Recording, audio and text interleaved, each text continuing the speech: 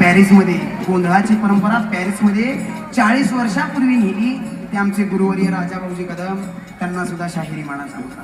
कुणा कुणाला वाटतं देव माझ्या घरला यावा, ताट हात वर करा बरं. या बाजूला, तिकडल्या बाजूला, या बाजूला, या बाजूला.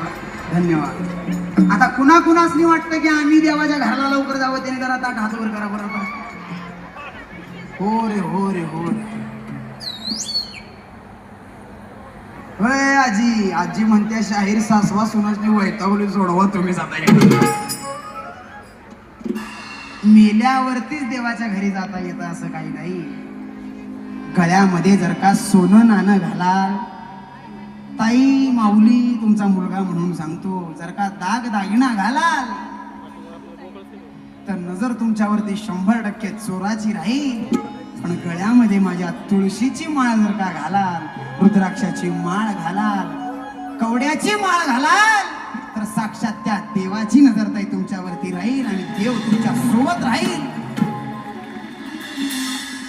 इकडे सगळ्यांनी टाळ्या वाजवल्या. तुम्हाला पटलं नाही का? ही परंपरा, ही नाळ आपल्या महाराष्ट्राच्या मातीची आहे आणि ह्या नाळेला कुठंतरी आम्ही विसरत चाललोय असं आम्हाला वाटायला लागलेलं आहे.